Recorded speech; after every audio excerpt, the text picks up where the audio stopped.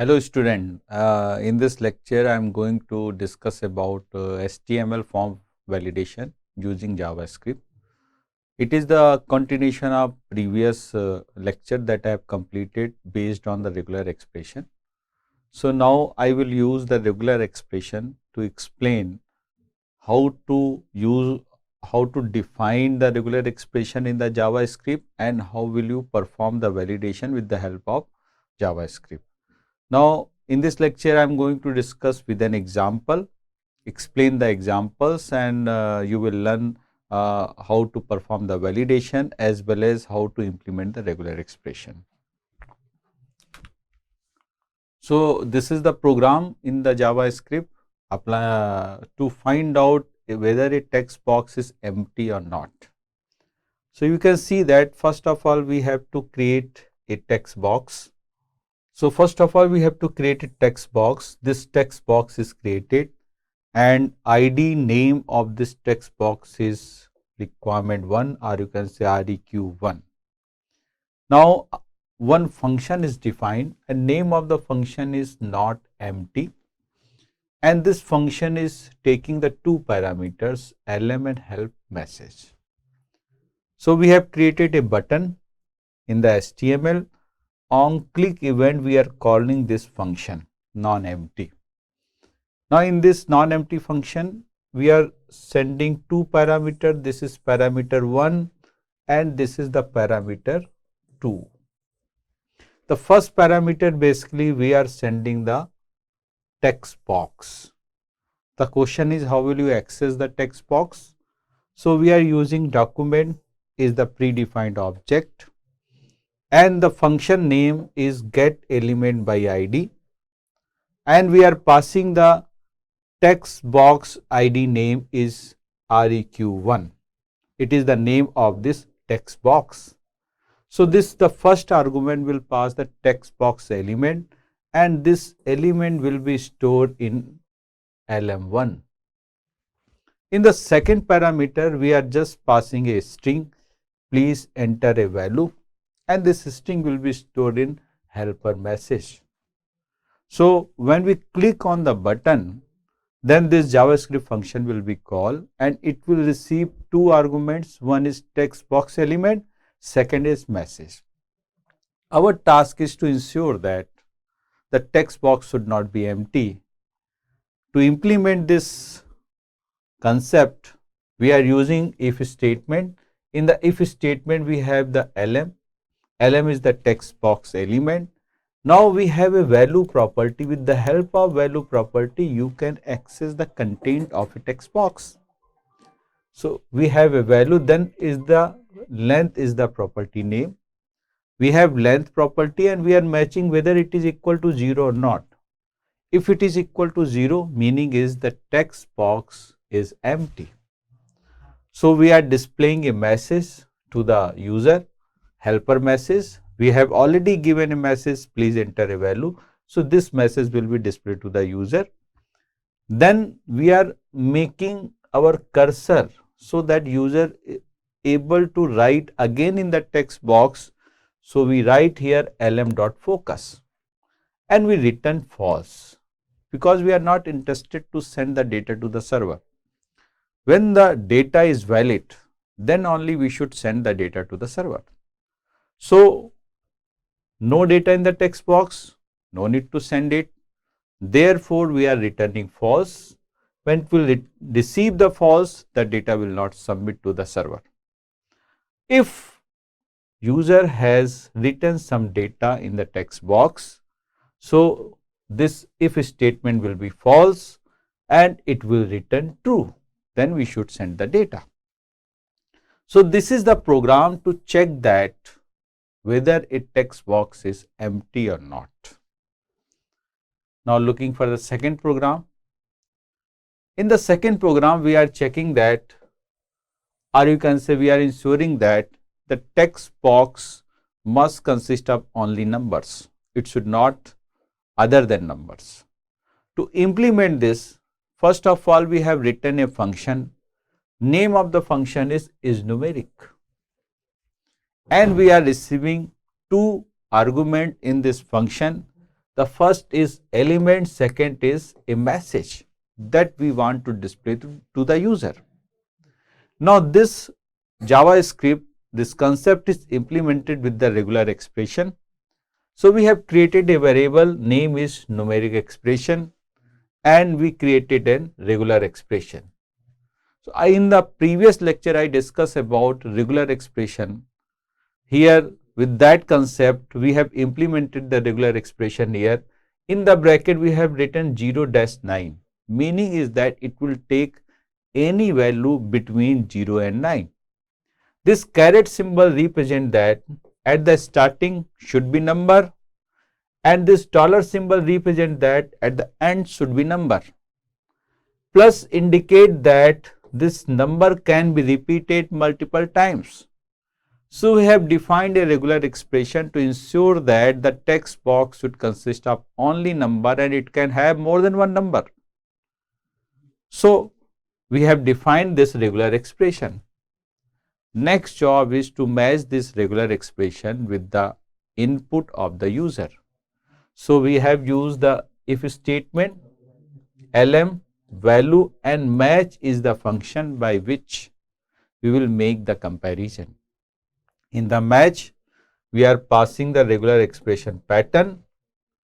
The value which is already entered by the user is available in this lm and value property. So this value, the data which is in value will be matched with the regular expression, and if this match is okay, then it will return the true that we want. We want in the text box only number should be there. Otherwise, it will go to the else part and it will display a message to the user indicating that only fill the numbers. And after that, we are putting the cursor again in the text box so that user is able to write the data again, and we return the false, because if there is no data of type numeric in the text box, no need to send the data to the server and return the false, meaning is that the data in the text box again given by the user. So this is the program to check the whether a text box consists of a number or not. Next, this next program is to check a text box consists of only letters, not numbers. So first of all, we have to create a function. So here the name of the function is alphabet, and we are taking the two argument, one is lm and help message. So here you can see that we have created an regular expression, similar like regular expression we have created in previous example. Caret symbol represent that starting of the regular expression, starting of a number, and dollar represent the end of a string. Now within the bracket we have given a small a to z and capital A to Z. It's meaning that when we match, or you can say apply this regular expression on any content, it will ensure that the data which is given by user should have only letters. Now for matching we are using the lm, value, and match function, and we are passing the pattern here, alpha expression. If the text box consists of only letters, then this if statement will be true, and we are returning the true, that is we want to send the data to the server. If any mismatch in user input and in regular expression, then this if statement will be false and it will go to the else part. In the else part, it will display a message. We have already given a message, letters only please. So on user it will pop up displaying the message that letters only please, that is user should input only the letters. No, to provide the facility, again user is able to write the data in the text box. We have used lm.focus. Focus is a predefined function to ensure that our cursor for writing should be in the particular text box. So, we are using the lm text box, so cursor will be here. Then we are returning the false, meaning if the data is of now type of later, so data will not go to the server. So, this is the end of the script. Now, look for the form. In the form, we have a text box, ID is letters, then we have a button. On button on click, we are calling the function is alphabet, and we are passing this text box with the help of document get element by ID, and the name of this ID is letters.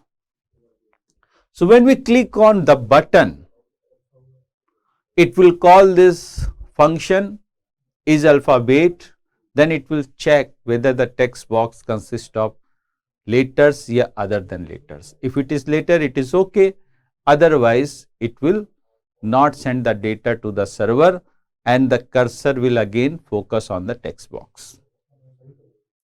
So, this is the program to check whether a text box consists of letters or not.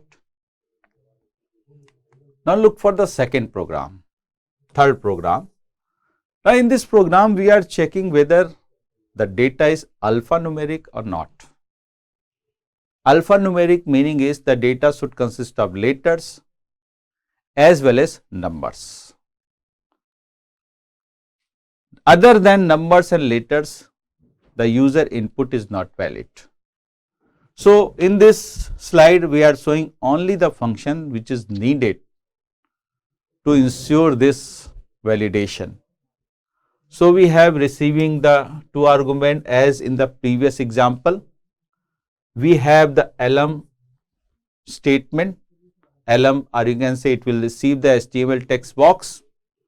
Then we will receive helper message. Now, we have created an expression. This is the expression. So, you can see we have 0 to 9, small a to z and capital A to z.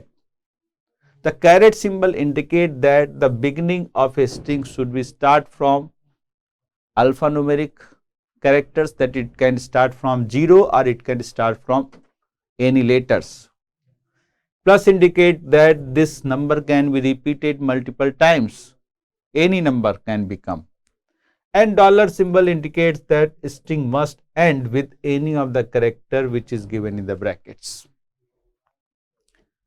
Then as usual, we are using the if statement, lm, value, match and alpha expression.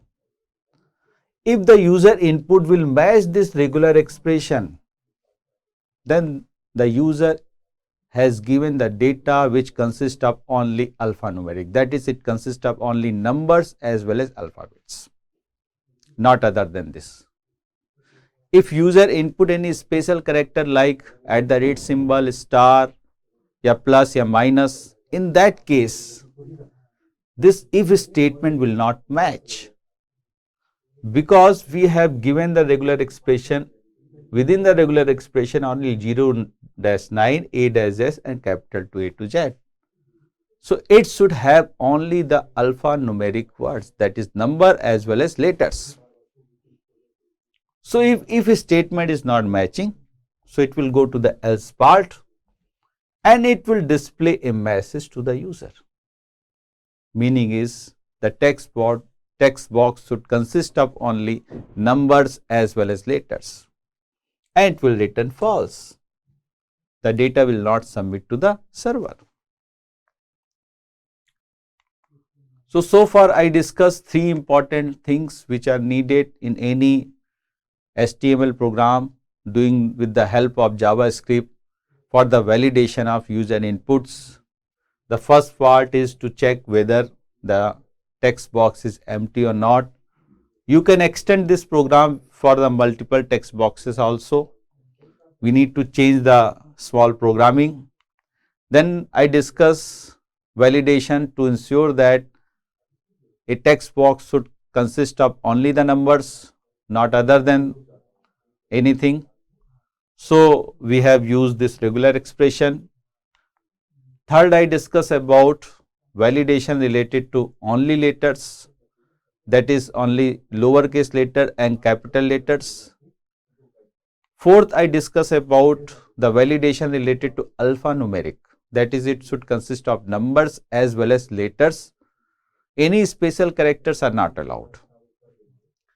Next, we are moving email validation. You know very well, email is a very important part today by user to enter in any registration form.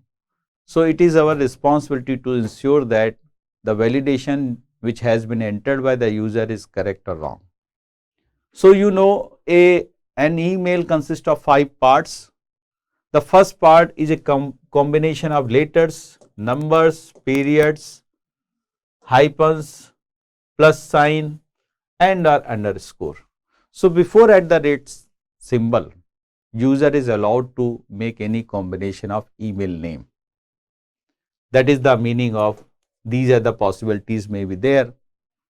Then we have @ symbol. After @ symbol, we have again the combination of letters, numbers and hyphens and or periods.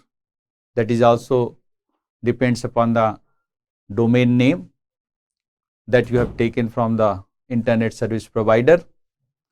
Then we have a period. Then we have a top level domain. It can be have .com, .net, .org, .us and .gov. So these are the major 5 parts in any email. When we are looking at an example, these are some valid examples for email verification. These are some valid email and these are some invalid email. So we are going for the program. So we have to write a regular expression to ensure that the email which is given by user is valid or not. So therefore, we have written this regular expression. One by one I am explaining it. The first of all, your email will start with anything within this bracket. Now in this bracket we have a \w which indicates that you can include any letters, anything except new line character. You can include it \w. Then we can include the hyphen.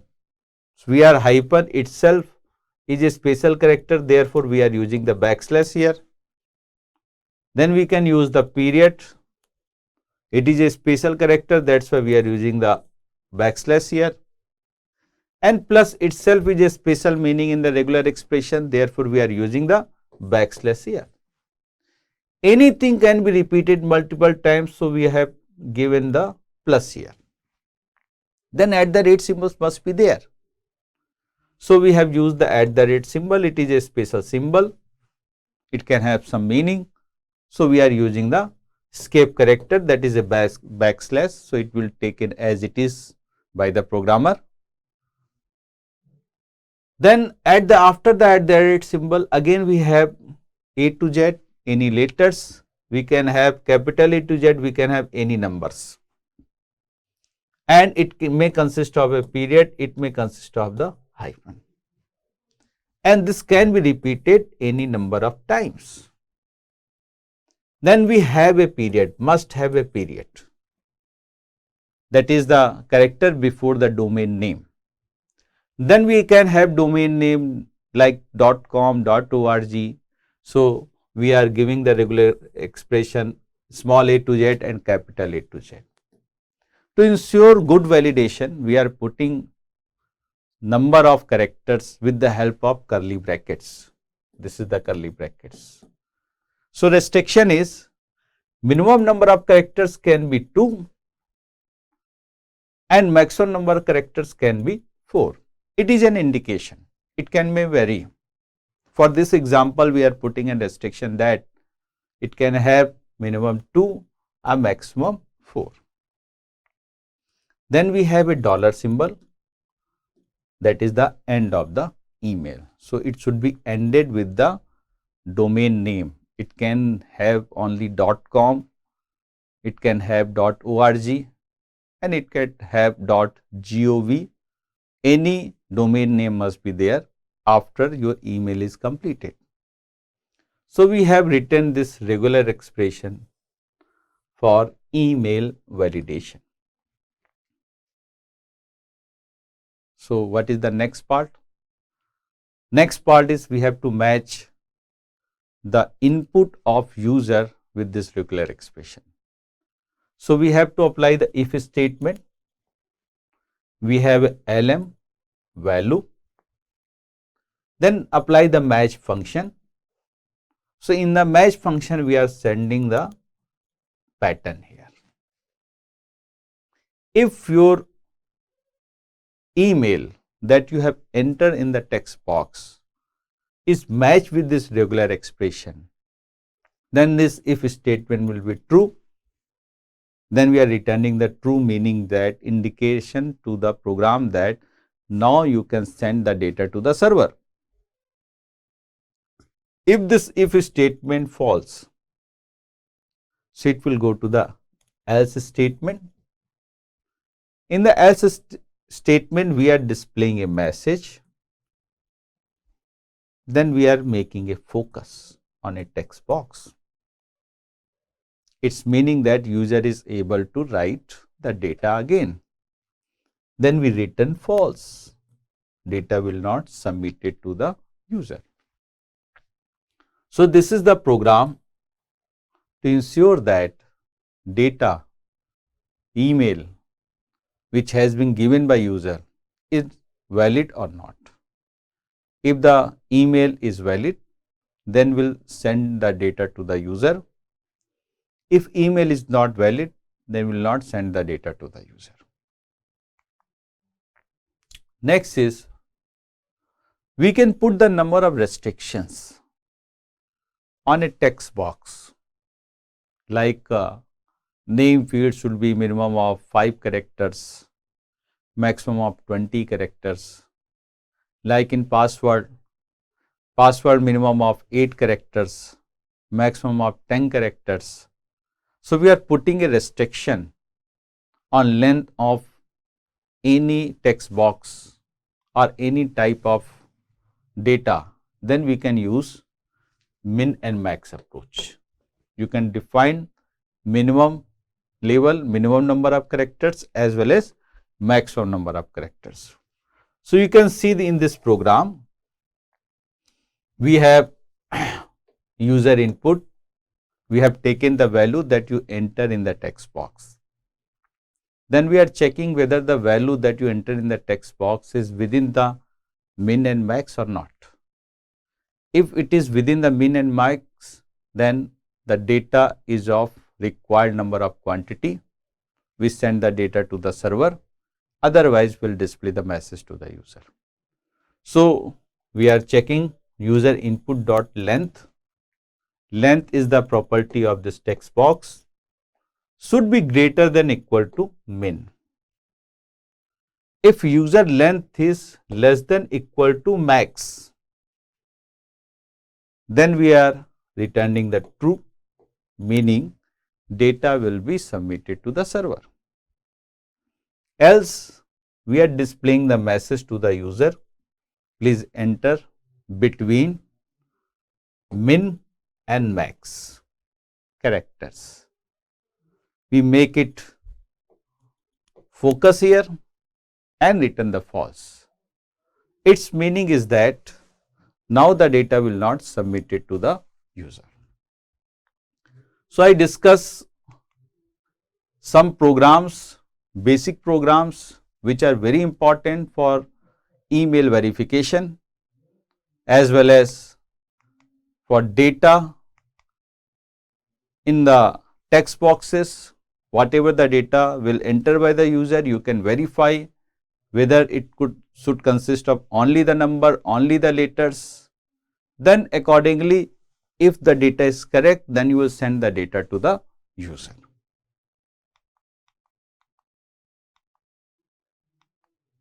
Okay. Next, I am going to discuss different ways of accessing the form elements with the help of JavaScript. So, This is a simple program. I need to find out how many number of forms in this program. So, I am talking about there is a predefined statements and objects are available by which we can easily find out the number of forms. So, here 3 forms are there, 1, 2 and 3. So, we are using here document.write. Document is a predefined object. Forms is also a predefined object, and here we are using form 0, that is we are accessing the first form, and we want to display the name of the first form. Name of the first form is form 1, that we want to display it. So, you just write document.write. With the help of form 0, we can access the first form and we can display its name. So, it output is, you can see the name of first form is form 1. So, there JavaScript is provide a many flexibility, many objects by which we can easily write the program to make your website very good, interactive, dynamic, and you can send the data to the user after the validation. Next, you can submit the data with the help of program. You have seen you have to click on the submit button. So, now no need to click on the submit button. With the help of the program, you can submit the data to the user or to the server. So, here we have a document.forms 0. We want to submit the form first to the server. So, we have to write the document form 0 dot submit. When this statement is executed, form 0 will be submitted to the server. No need to write on click button of submit. So, it is a very easy way by which we can submit the form with the help of program. Whenever we are submit a form, on submit event will be called. So, you can program the on submit event handler for the purpose. Next, you can reset a particular form, that is you want to clear the content of a form. So, what you will do, you just write document.forms 0. I want to clear the content of form first, just write form 0 here. If you want to clear the content of form 2, just write 1 here. If you want to clear the content of form 3, just write 2 here. How it will be easy for a developer to handle the program, to manipulate the program with the help of programming. Now, after some time of programming, you are feeling that we need to change the action property, then we can use form 0 here, an example to changing the action property of a first form. So, just write the action here and write the name of any script here. So, with the help of programming, we are able to manipulate, or you can say we are able to program the action property of HTML form. Next is, this is the general syntax to access any element of the form. You need to use predefined object document, then predefined object forms, then you provide the index here. Index can be 0, 1, 2, that depends upon the number of forms in your HTML. If there is a one form, just write 0 here only. Now, each HTML form consists of many number of elements. So, here can be element 0, element 1, the first text box can be element 0, second text box can be element 1. So, with the help of this format, we can access the elements of each form. So, I told about if there is a first element, we call as a element 0. If there is a second element, we call as a element 1. So, each form has an array which consists of and elements that you can access with the help of index number. Now, there is a other way to access the form element. Here we have a name of the form is personal and other there are 3 text boxes. Name of the first text box is name, and second text box is address, third text box is city. I want to access this text box element. So you can access this text box element with the help of name of the document and name of the form. Name of the form is personal, and then name of the text box. Name of the text box is name. With the help of this dot approach, we are able to access any element of the form. That is document, name of the form, then name of the element. Similarly, you can access address text box, that is address element, and you can access city text box, that is city element. Now, this is the program to check how many number of forms are in this HTML. So, we have a 3 form. This is the form 1, form 2, form 3. So, it is very easy to find out the number of forms in a program. Just write document, forms is predefined, and length is defined, the number of forms. So, when you display this program, it will display the number of form equal to 3. Now, you can access the text box with the help of programming. So, we have a document form 0, meaning is we are accessing the first form. Text 1 is the name of the text box field. For example, first text box. And with the help of value property, you can access any content of the text box and you store in a variable. So, this value will be stored in a variable user input. Now, you can assign any value to this value property. So, it is possible you can access any text box with the help of value property. You can receive the value and you can assign the value. Now, there are some select element in HTML and you can select any option from this select element. So, when you use the select element, it can display different options like option 1, option 2, option 3. So, in this slide, we are discussing how will you access the select element. Suppose the select element defined in form number 0 and its name is select 1. So, you can select with the help of the name property of the select. So, here the name property of the select element is, for example, select 1, and you can use the value. You can take the value, the particular option is selected in the user input. You can change this selected option with the another property is selected index. So, here you can select with the help of value property, here you can access with the help of index property. So, we have select 1 is the name of the select element option and selected index, that is the options are there and you can select any one of the option.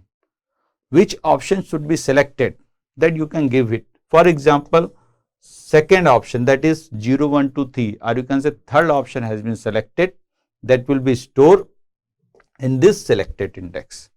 So, when you select element will be displayed at user browser, it will display that third option has been selected. So, for that purpose, this is the program.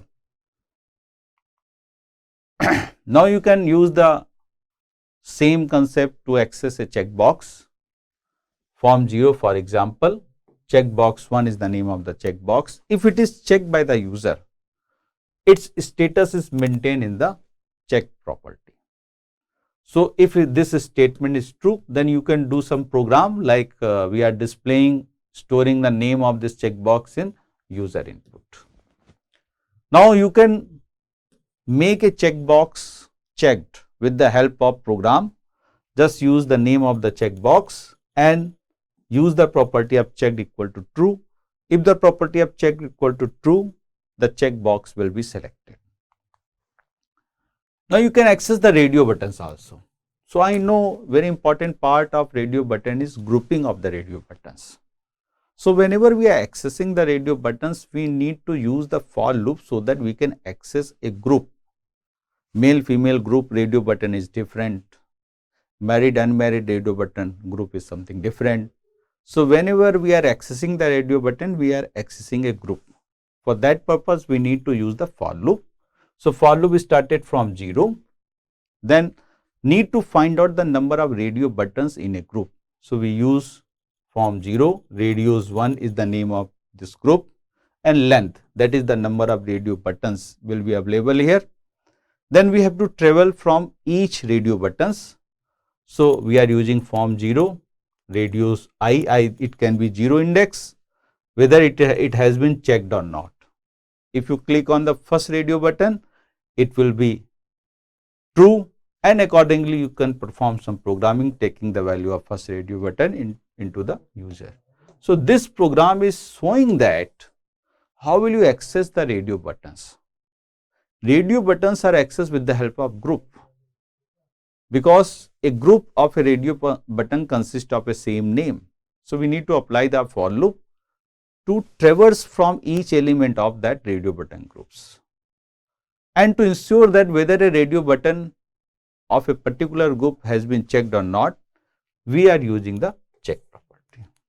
So again, sum up for this lecture, I discuss about form validation, how to perform the form validation, like email validation, then check for the numbers and letters, then check for all letters, check for all numbers. Then I also discuss about how will you access the form and form elements with the help of program. Next important part, how will you submit the form with the help of submit function, which is already available. So through the program you can submit the program, you can reset the program.